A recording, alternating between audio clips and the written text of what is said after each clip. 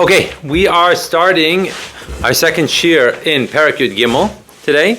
We are holding 1, 2, 3, 4, 5, 6, 7, 8, 9, 10, 11 lines from the bottom of the page on page Yud Ches.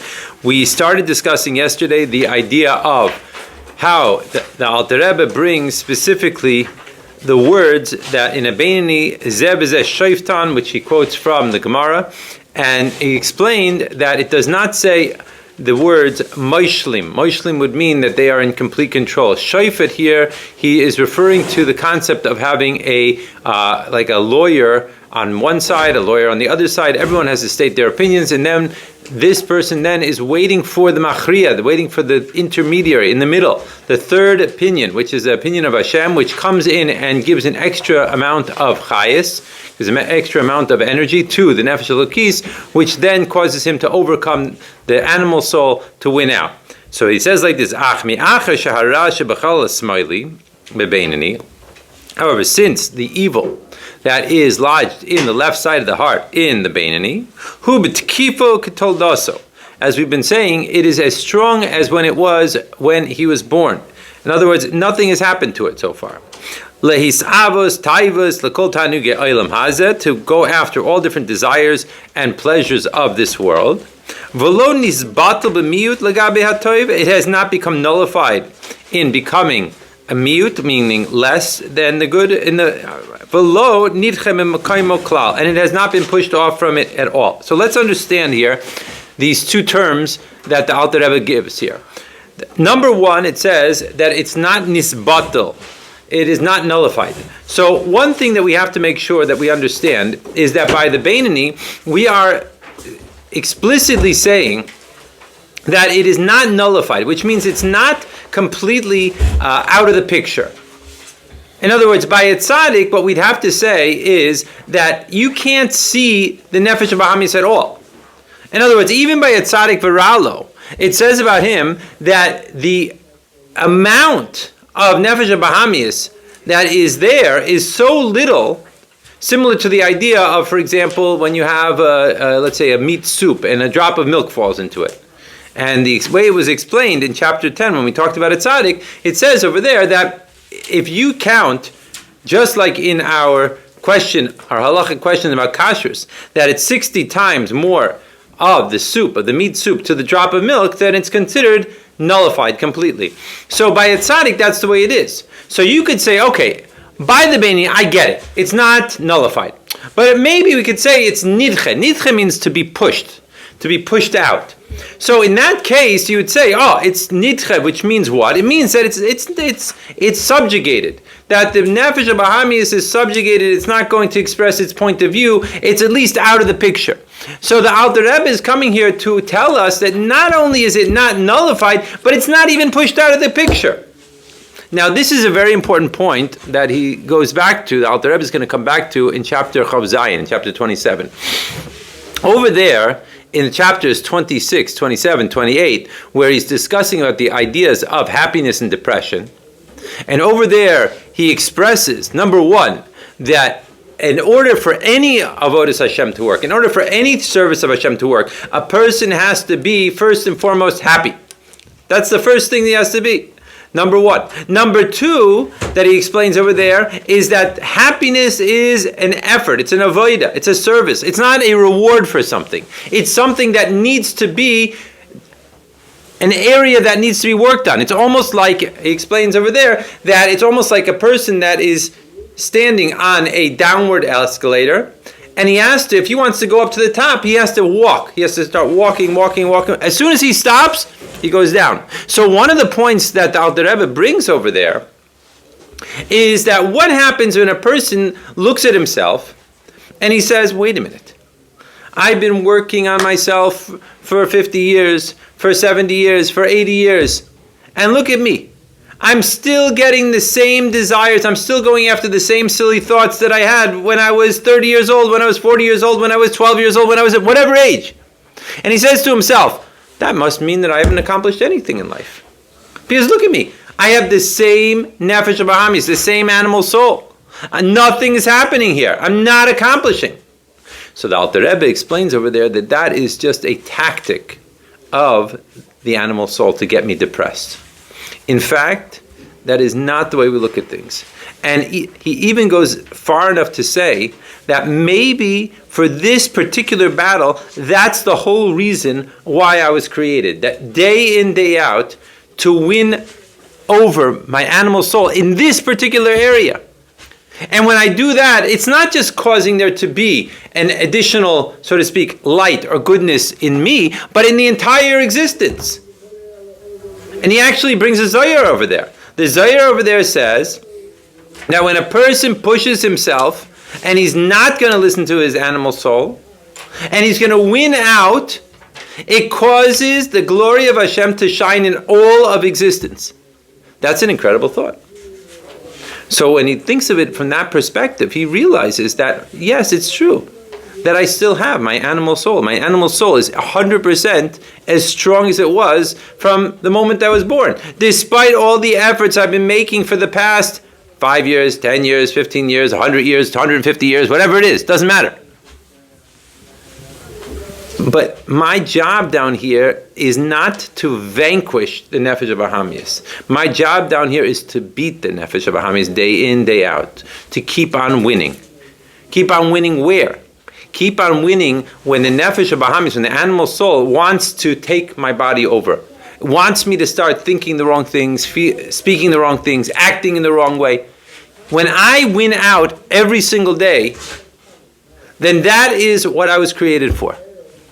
So this is what the Alter Rebbe is coming to say over here. That when you look at the Beinoni, now this is Superman, right? We talked about this. The Beinoni always wins. He never loses. But yet, despite the fact that he's always winning, his Nefesh Bahamis is not nullified. His Nefesh Bahamis is not even pushed away, which means it's not even subjugated at all. It's still powerful. So don't make the mistake to say, oh, well, he's a different type of person. He's not a different type of person. That's what he goes on to say now. It's just that it has no capability to win out over the Nefesh Elokis to express itself in the limbs of the body. Why? Because, like we said in yesterday's class, that God is standing to the right side, right, of this Beinoni, and he's helping him out. He's helping to add to the light of the Nefesh Elokis to help him win out over his Nefesh Bahamis. Va'oizer v'meir, it's helping him, and he's shining in him, the Nefesh Elokis, and the godly soul, and therefore lachein nikra kir Rasha. And that's why it's called, in the beginning of the Tanya, he brings this quote from the Gemara Nida, that says, even if the entire world says to you, that you are a Tzadik, you should be in your eyes like a Rasha. V'lo Rasha mamish, ela sheyachzik atzma lebeinoni. Not a Rasha in actuality, but he looks at himself like a Beinoni. So this is what the answer to the questions that we asked all the way back in the first few lines of Tanya. How could it say that a person is supposed to look at himself like a Rasha? Right? And over there he says, Yira levavo ye'atzuv. He's going to get all upset, he's going to get depressed if he thinks of himself like a Rasha. So now we understand what it means. What it means is not that he is looking at himself, that he is a Rasha, that he's a person that's constantly doing bad things. No, that's not it at all. He's looking at himself ki Rasha, which means what? Which means that he's looking at himself like a Beinoni, a person that is fighting all day long with his animal soul and winning. Now, the obvious question that comes out is, we know that a Beinoni is not on the one hand like a Tzadik, and not on the other hand like a Rasha. It's somewhere in between. That's what we've been saying all along. So the obvious, therefore the name Beinoni, right? That's in between. It's an in-betweener, right? Somewhere in between.